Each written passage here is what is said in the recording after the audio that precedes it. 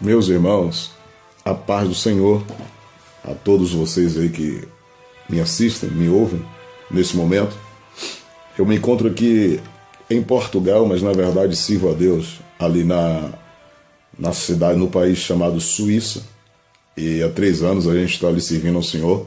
Sou pastor presidente da Igreja Evangélica Ministério Emanuel, ali com sede na cidade de Yverdon, na Suíça, e com filial na cidade do Rio de Janeiro, onde meu irmão, pastor Celso, ele dirige, pastor Celso Santos, mais precisamente na cidade de Itaguaí, e outra filial lá em Geneve também, na Suíça. Neste momento eu quero chamar verdadeiramente a sua atenção, porque dessa vez eu não vou pregar, eu não vou fazer explanação bíblica, vou me utilizar de um texto apenas, mas eu quero contar uma experiência que o Senhor me deu no ano de 2011, mais precisamente no dia 9 de outubro de 2011.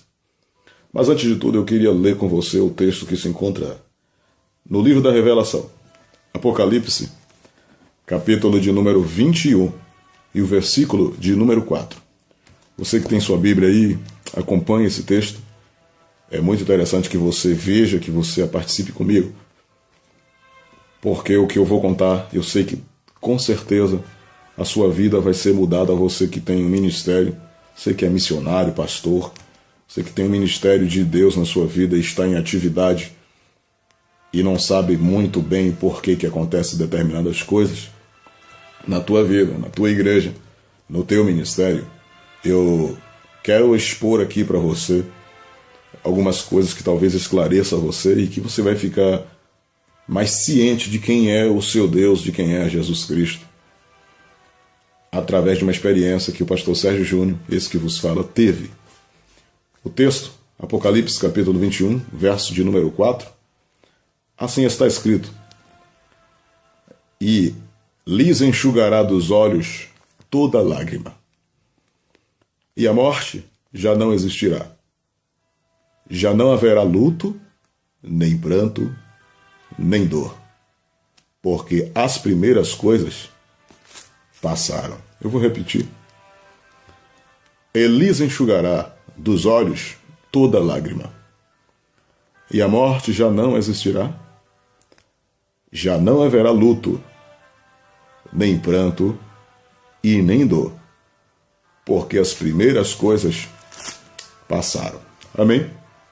Queridos, para quem não me conhece, é uma rápida apresentação. Eu sou pastor aqui lá na Suíça. Eu estou, na verdade, aqui em Portugal, no quarto de um hotel. Amanhã eu vou estar ministrando em uma conferência, em uma assembleia geral de uma convenção. E eu queria aqui expor, eu tive essa oportunidade porque o nosso dia a dia é muito corrido e eu estou com a dívida com Deus, então eu quero pagar aqui. Que dívida é essa? É que o ministério de um pastor, o ministério de um itinerante, ele é recheado de experiências espirituais, de experiências com Deus no ministério.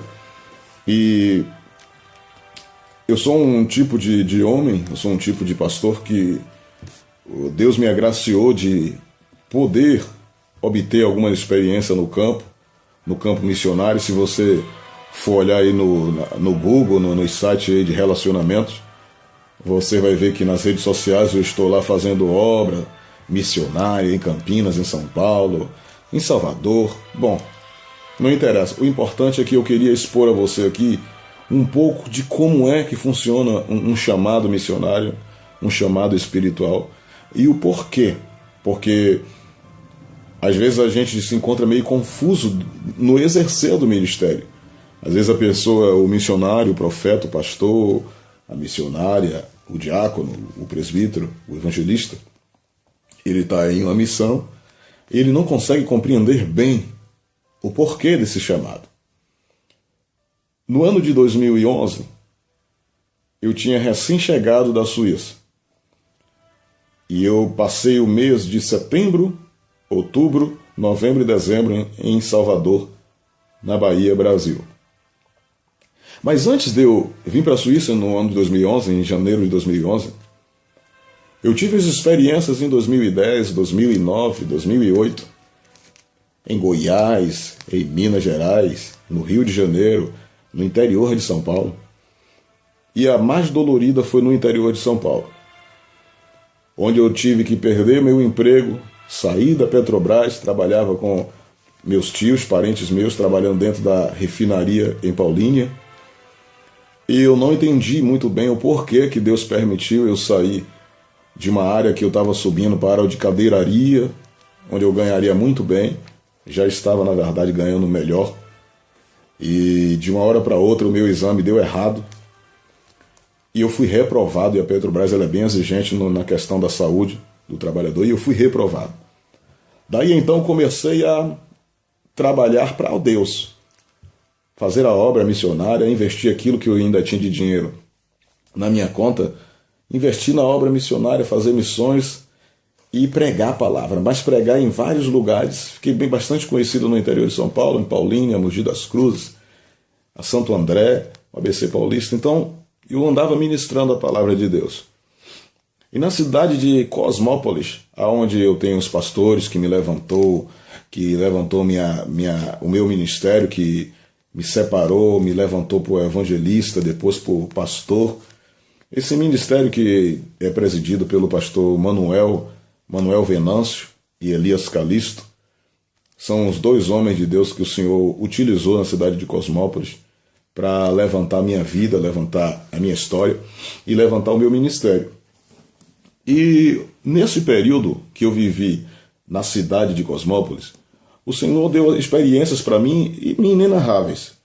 Mas perceba, essas experiências me fez ficar mais maduro na presença de Deus. Essas experiências me fez suportar muitas dores. E eu tive vezes de sair da congregação depois de ministrar a palavra e o céu descer na igreja. E está aquele Pentecoste e minha alma regozijada, meu espírito em júbilo pela presença de Deus, né? Pela graça de Deus nas nossas vidas e ali assim expandida na igreja. Então é uma coisa muito linda, muito bonita de se ver e de dizer, poxa, Deus é fiel, Deus cumpriu a sua promessa na minha vida, Deus ele fez coisas lindas na minha vida. Então eu guardei no meu memorial histórias gostosas, mas também histórias muito dolorosas. Nesses dias que eu saía daí para pregar, sem ter um centavo no bolso, eu questionava a Deus o porquê que a obra dele era tão desvalorizada. Por que a gente jejuava, consagrava e nada, as pessoas pareciam que não davam valor.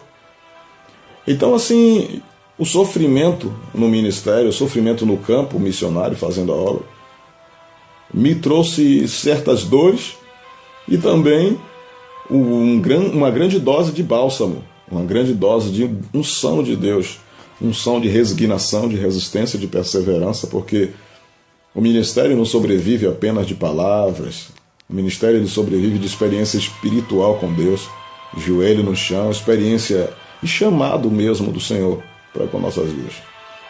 Mas o que eu quero falar com você aqui é sobre a data de 8 de outubro de 2011. Essa data eu preguei Gênesis 41, 44.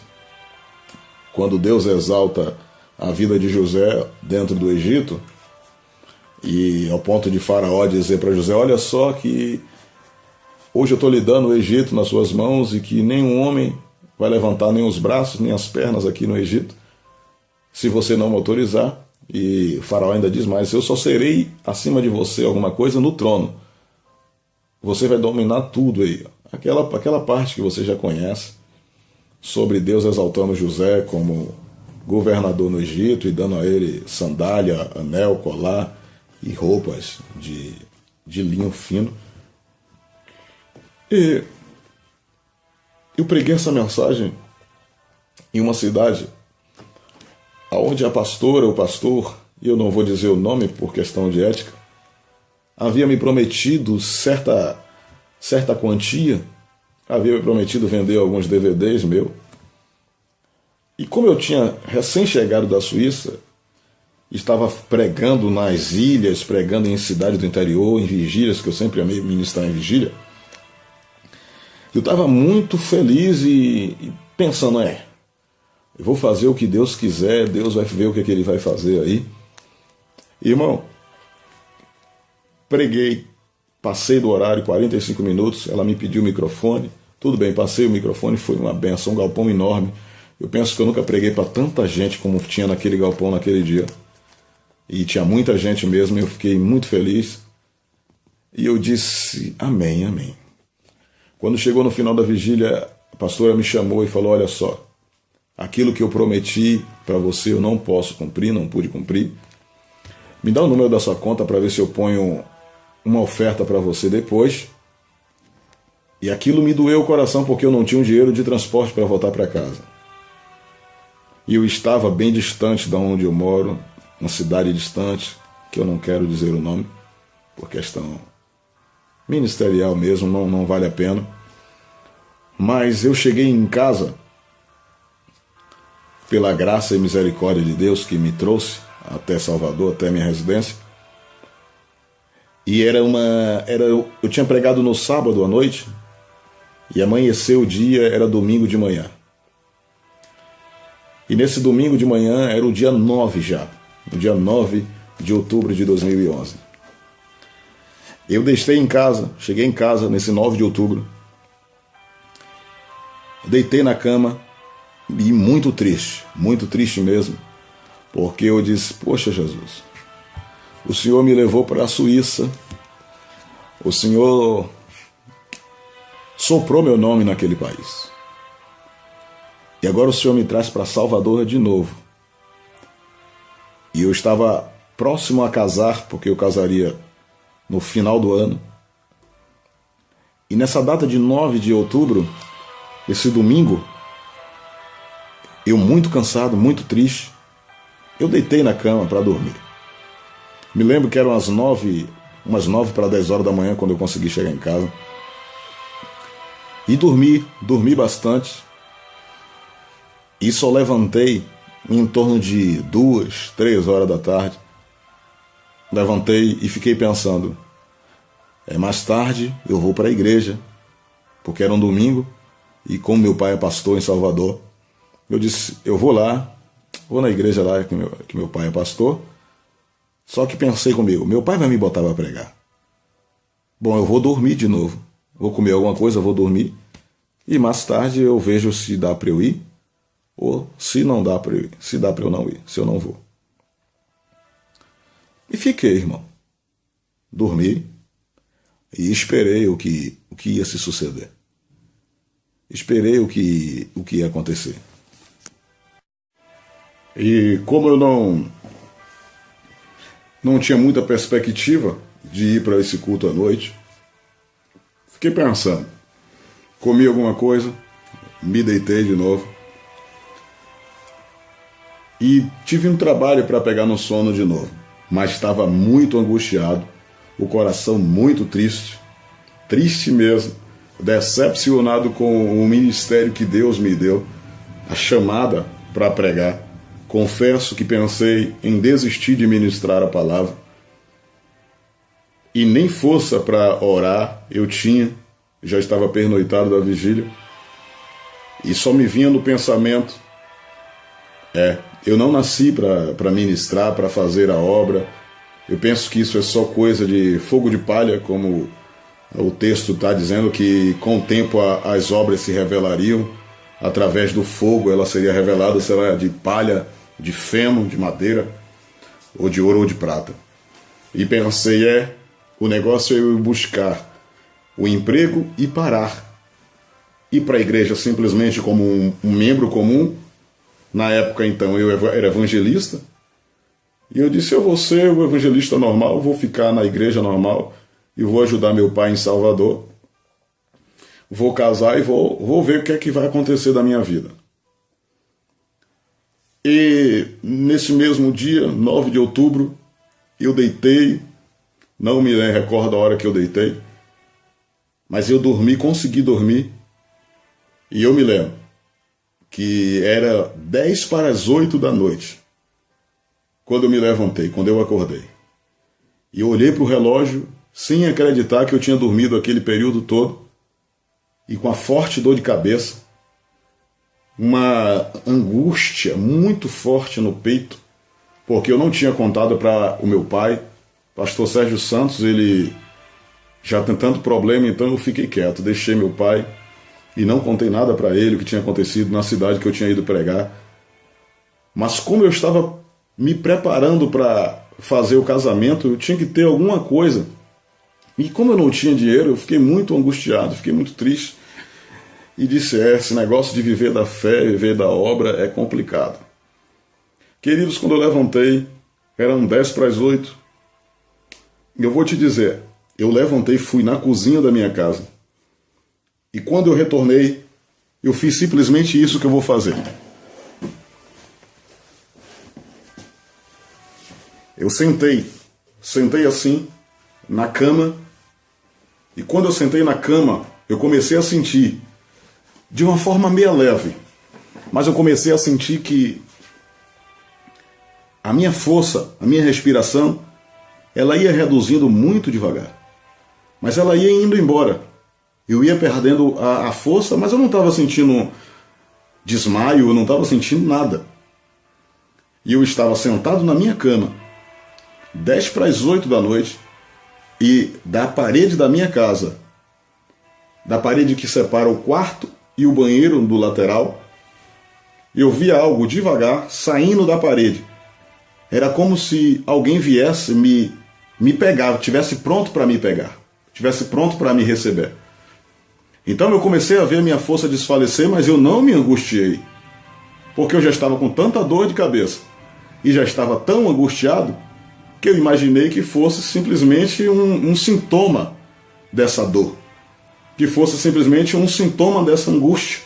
Então, nem tive como imaginar se era um delírio de febre ou alguma coisa, não tive nada.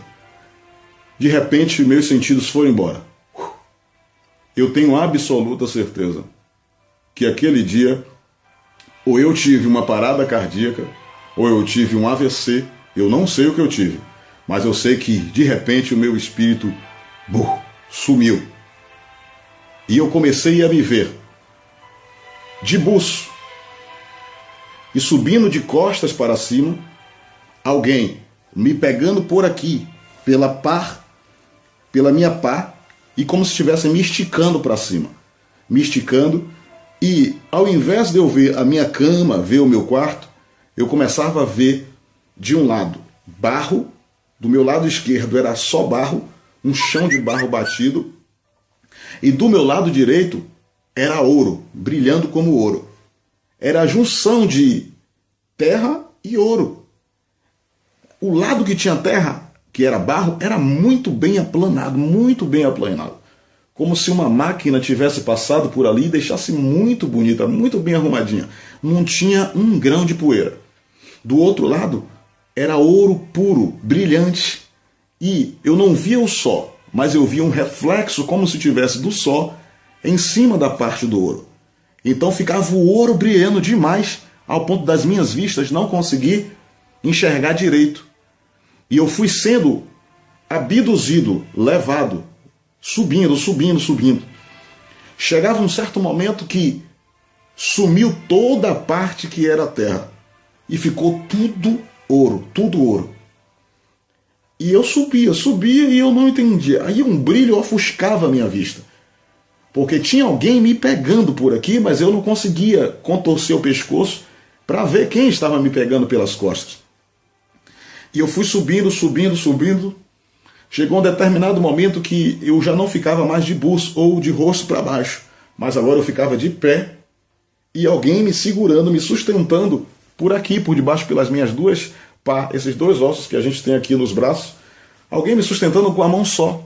Era como se eu fosse um pintinho, uma pena muito leve para essa pessoa que estava me sustentando, que eu não conseguia ver quem era, mas eu sei que era algo sobrenatural, algo muito lindo.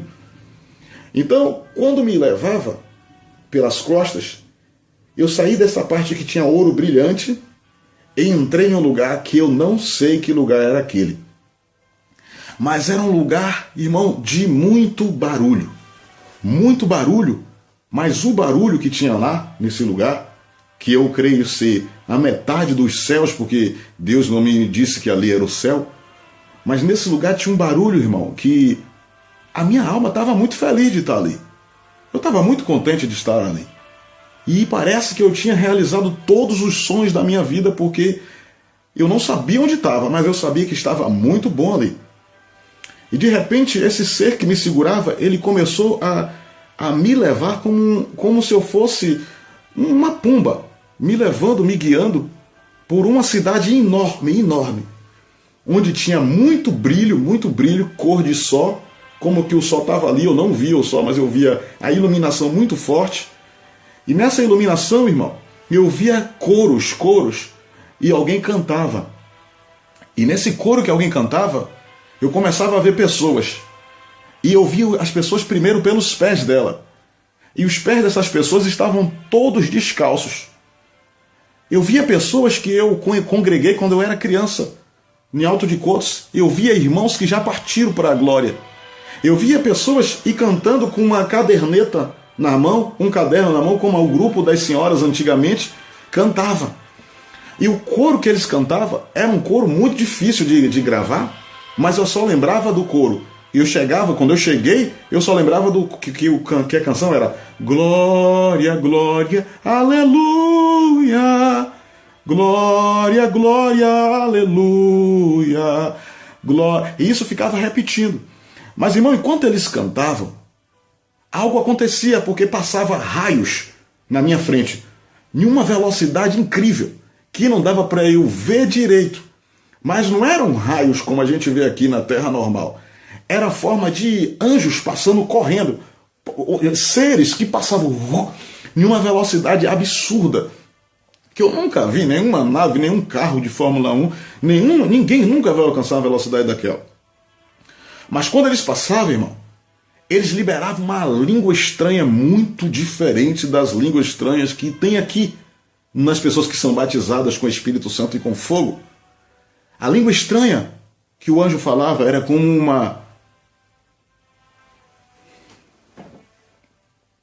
era como se fosse uma vitamina para mim.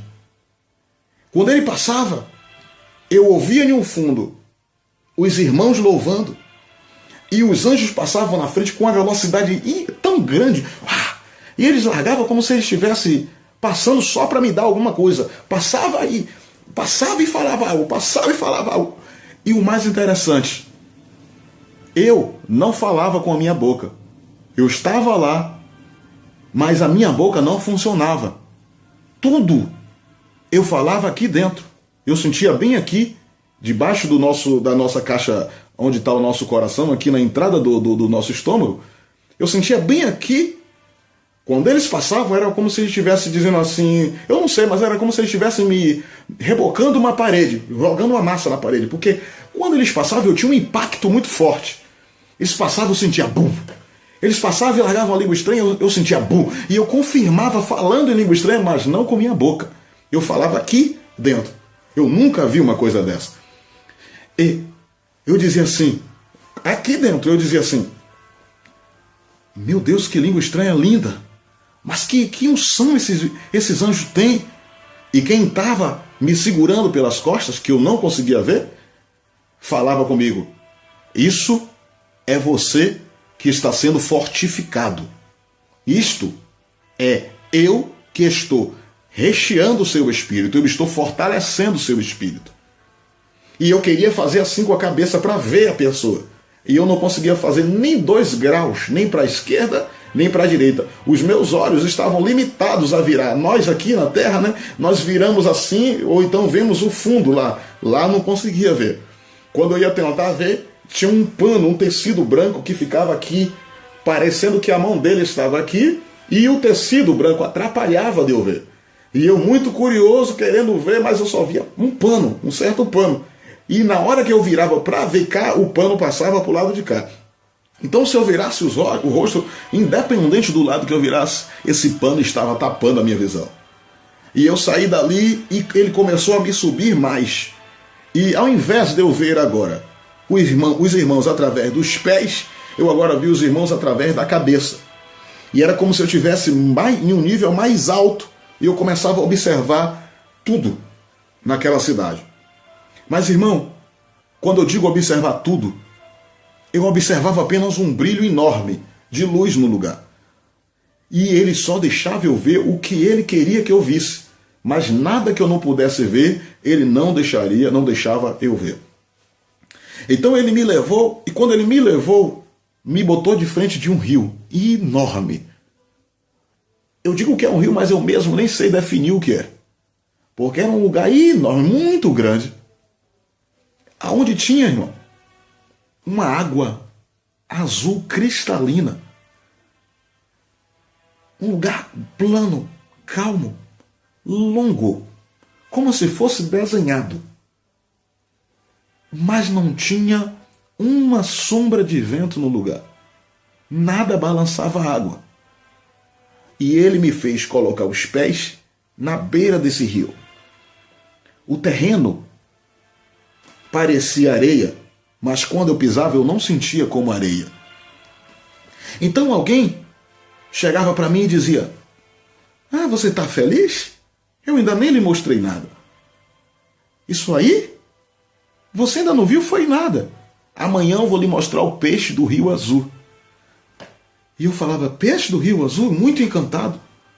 "Sim, amanhã você vai ver o peixe do Rio Azul." Aí a pessoa que tinha me deixado em pé lá me pegou de novo pelas costas, irmão, como se eu fosse uma estátua imóvel. Eu não conseguia fazer 360, 180, não tinha como. Então me pegou de novo. E quando me levantou dessa vez, eu já não vi mais o Rio Azul. Eu já vi a Argentina. E quando eu vi a Argentina, eu vi o meu irmão, que é pastor no Rio de Janeiro, pregando. Eu não sei o que ele pregava, mas eu vi ele com a mão assim, e a mão dele que ele fazia era uma mão com roupa branca. E ele estava pregando em espanhol. E eu não sabia porque eu não sou bom de espanhol, não conheço muitas palavras de espanhol. E ele estava pregando em espanhol na Argentina, e eu não sei realmente qual era o sentido de Deus me mostrar, me tirar daquele lugar e me dar a visão lá nesse país. O meu irmão foi para a Argentina, passou 3 meses lá. Depois que Deus me mostrou meu irmão, Deus me mostrou um grupo onde estava meu pai, minha mãe, minha família. Eu não consegui ver minha família inteira, até porque é uma família bem grande. Mas eu via meu pai, minha mãe, minhas irmãs, algumas de minhas irmãs, e via na frente a minha irmã mais nova, que é a Denilma. Só que a minha irmã não era batizada com o Espírito Santo. E ela falava uma língua, irmão, muito forte, de muita autoridade.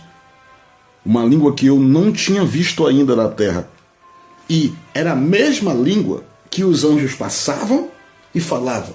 Passavam e falavam. Porque no céu, irmão, eu até quero abrir uma aspas aqui para dizer para os irmãos que imaginam que o céu é sem barulho, que é muito educado. Se você não se preparar aqui na terra, você não vai poder ir para o céu não, porque é um barulho, irmão, que só quem é espiritual para sentir, para gostar. Eu estava lá e cada grito, cada júbilo, eu só não ouvia aquele júbilo de santo, santo, mas eu ouvia júbilos de glória, de louvor, de adoração. Irmão, o céu é uma adoração intensa, imparável. E esses anjos passavam, e quando eles passavam por cima do grupo que estava louvando. E a minha irmã tomava a frente assim e dava uma palavra de autoridade. Era como se ela estivesse dizendo: vai em frente. Eu não sabia o que ela falava, mas era como se ela estivesse dizendo: vai em frente, continue, continue, continue. Os olhos dela brilhavam com uma firmeza, uma segurança que passava para mim. Eu dizia: meu Deus, que coisa linda. Então esse homem me pegou de novo pelas costas e passou por cima de tudo. E quando passou por cima de tudo, eu vi, irmão, um muro do lado esquerdo aqui.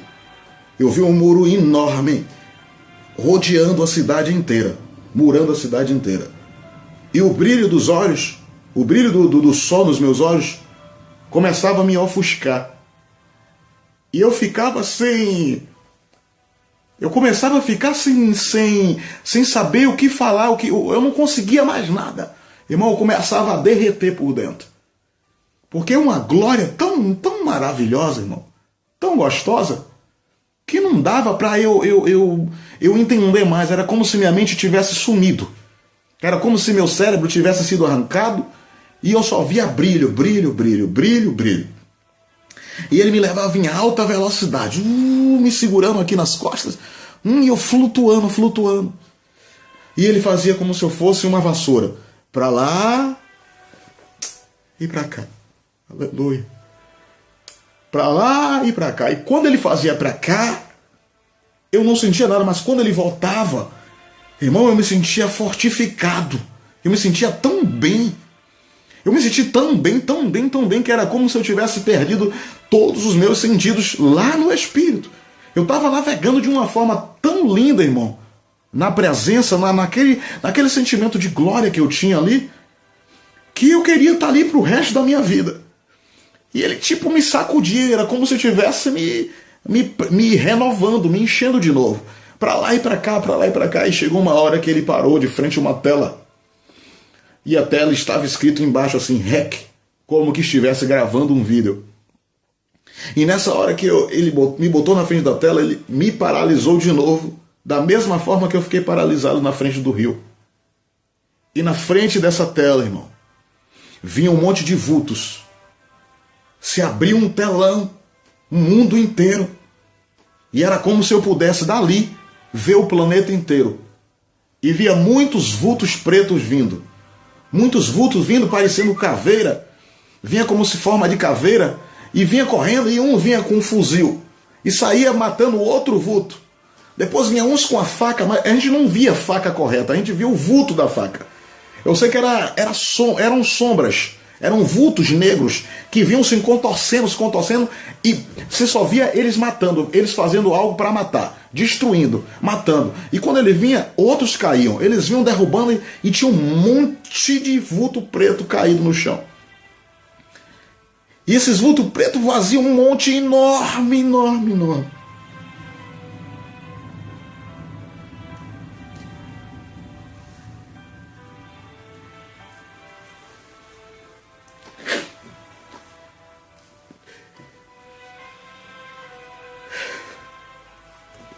E eles não paravam de matar.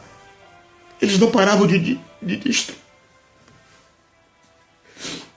Eles não paravam de destruir. Eles vinham com toda a força.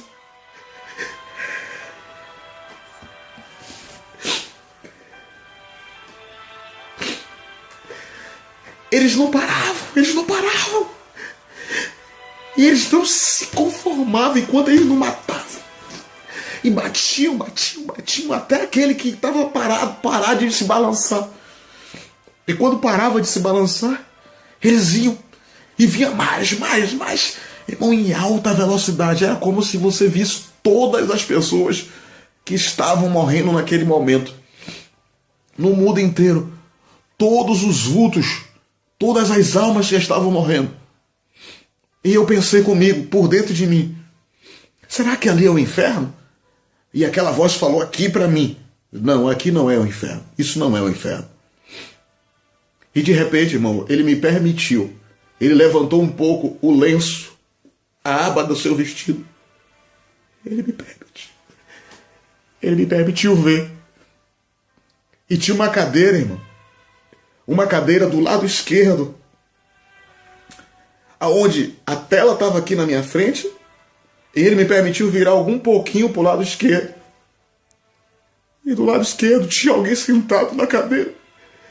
E eu não conseguia saber, eu não sei quem é que estava sentado na cadeira. Mas eu via.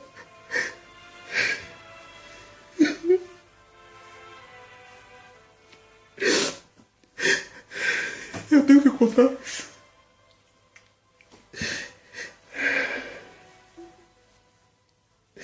Jesus, me ajuda.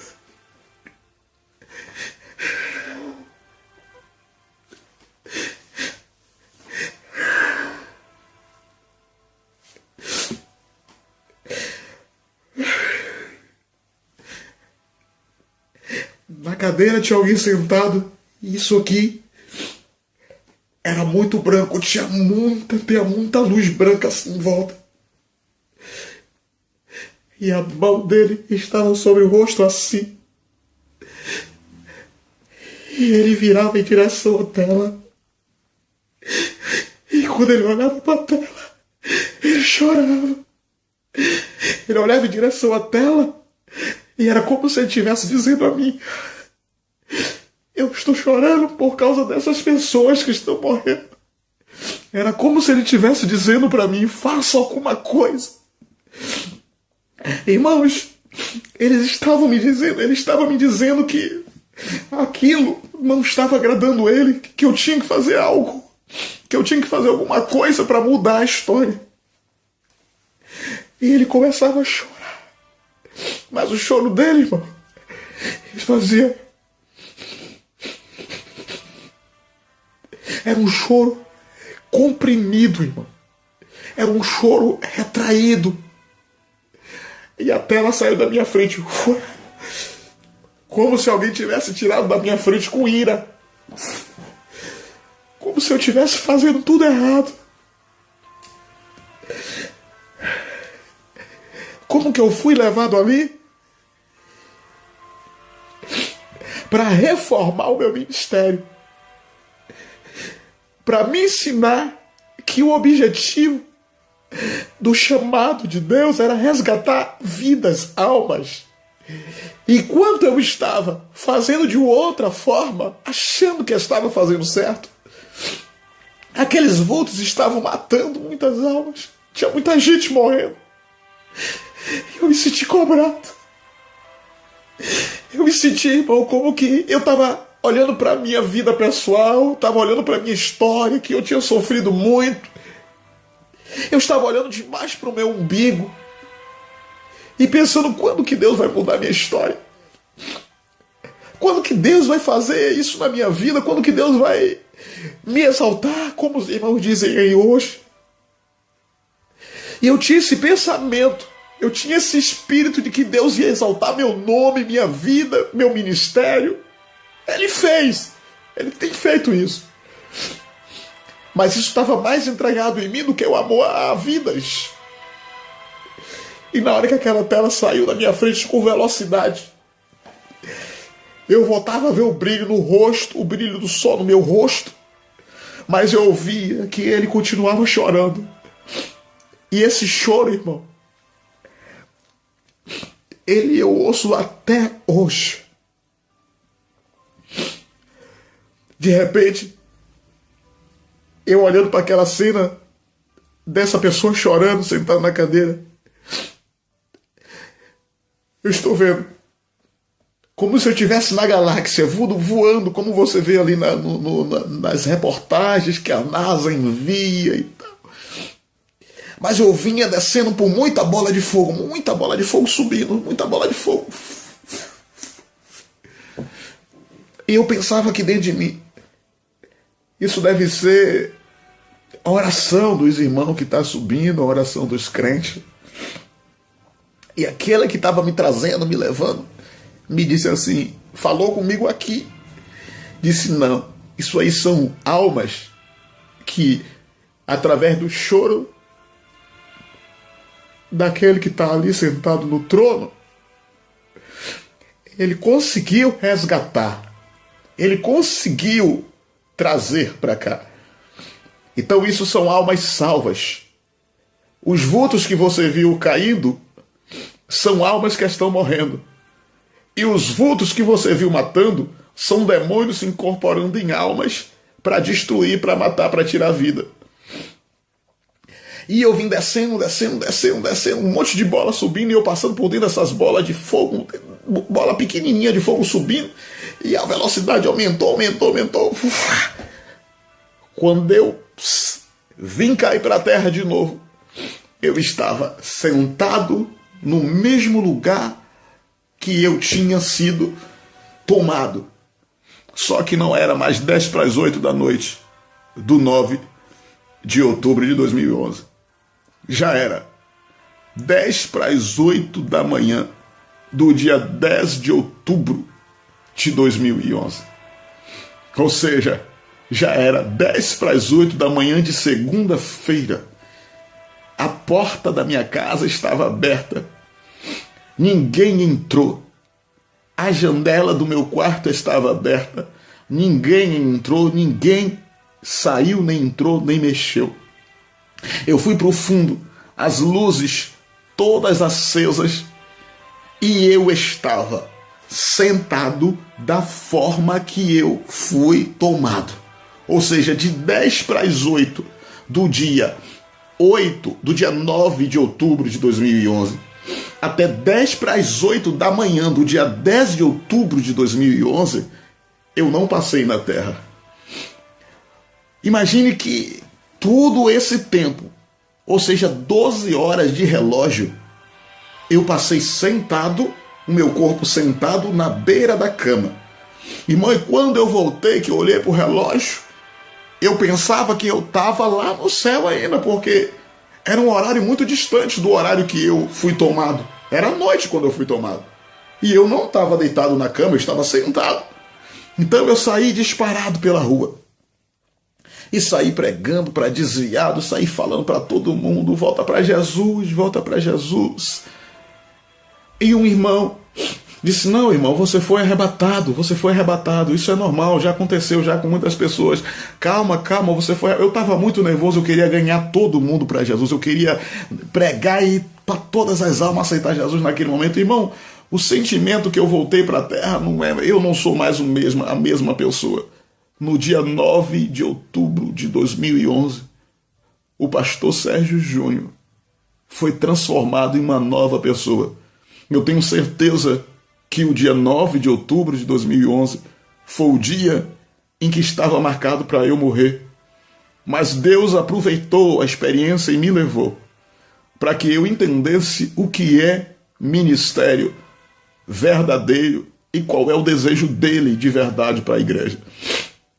E nesses dias, irmãos, eu tenho visto uma deturpação do evangelho, uma deturpação dos pastores, cada um buscando para si, todos querendo de alguma forma ganhar, sair bem na história, e esquecendo que o objetivo nosso, irmão, são almas para Jesus, são almas para o reino de Deus.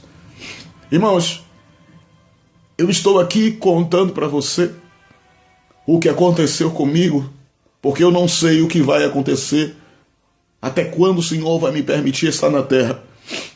Mas de 2011 até a data de hoje são 14 de novembro de 2014. Fiz 3 anos, no dia 9 de outubro fizeram 3 anos.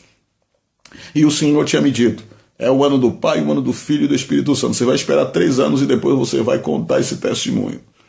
E eu estou aqui para contar para você, que tem ministério, que tem chamada, que não entende o porquê, que está passando por lutas, por provações.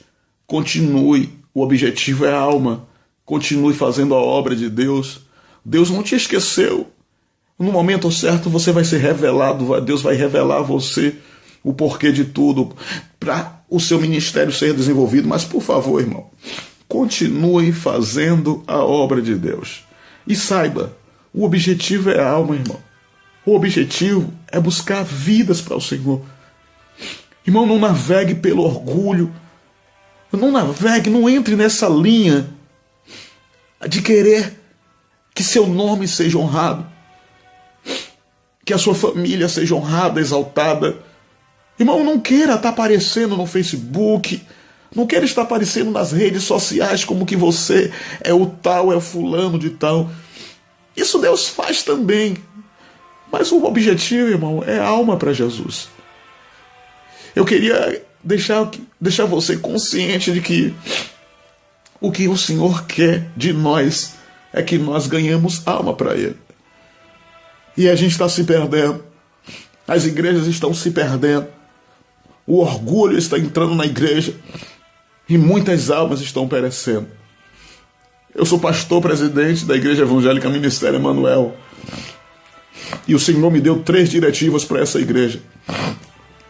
A primeira diretiva é edificar vidas, conduzir famílias e potencializar ministérios. Mas nesse edificar vidas e conduzir famílias está mais a nossa determinação, a nossa aplicação. É mais para edificar as vidas das pessoas, conduzir famílias, resgatar elas. Mas, irmão, você que é pastor, você que é missionário, Você que não entende o projeto de Deus. Você que às vezes está aí, irmão, pela fé, mas as dores estão corroendo o seu estômago espiritual. As dores estão atrapalhando a sua continuidade na sua chamada. E você tem se sentido afligido pelas marcas dos aguilhões do Evangelho, pelas prisões, como Paulo disse, prisioneiro de Cristo. Eu queria que você estivesse atento, porque o que Deus está fazendo com você é simplesmente te fazendo ser um ministro verdadeiro, uma verdadeira mulher de Deus, um verdadeiro homem de Deus. Então eu queria deixar aqui para você esse testemunho de arrebatamento. O Senhor me arrebatou, irmão. E Ele mudou minha vida, mudou meu ministério, me transformou. Tem pessoas que ouvem e me veem a lidar com problemas na igreja, problemas graves, e eles não entendem por que o pastor é tão paciente, tão calmo. Por que ele consegue? Como é que ele consegue isso? Será que ele... O que é que ele está fazendo? Por que ele conseguiu isso? Irmão, isso foi um trabalhar de Deus. Foi nesse dia que eu consegui, que Deus transformou minha alma, meu caráter, meu ministério. E eu creio que Deus ele vai arrumar uma forma de fazer na sua também. Eu queria te abençoar em nome de Jesus Cristo. Queria dizer para você, não desista, irmão. Não desista de forma alguma. Continue fazendo a obra de Deus. Não deixe que nada venha abater você. Como eu estava angustiado. É normal que a gente se angustie, se entristeça. Mas, por favor, não para. O objetivo são almas. Aquele choro que eu ouvia lá no céu, na cadeira, eu não paro de ouvi-lo. É por isso que eu não consigo fazer de outra forma. Então, que o Senhor continue abençoando sua vida, te dando força, te dando resignação para resistir esses dias que são maus. Os últimos dias que a igreja está vivendo são dias calamitosos, dias que as intempéries têm tomado conta, derrubado muitos pastores, dias onde a apostasia se aumenta a cada dia, mas também são dias em que o Senhor preparou para resgatar almas, e Ele vai usar você, Ele vai usar a sua família. É você que Ele está procurando, mas Ele quer de você uma renúncia. Deixa Ele trabalhar na sua vida. Deus abençoe você. Vamos orar.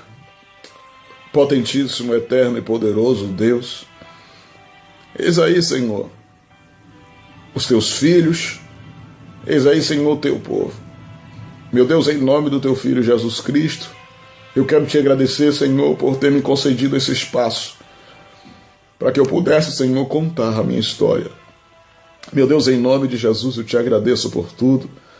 Meu Deus, instrua este moço, instrua essa moça, esta jovem, esta senhora, que faz a tua obra, Senhor, e talvez esteja angustiada, talvez esteja, Senhor, com o coração dolorido, sem entender, Senhor, o porquê de tanto sofrimento, de tanta amargura.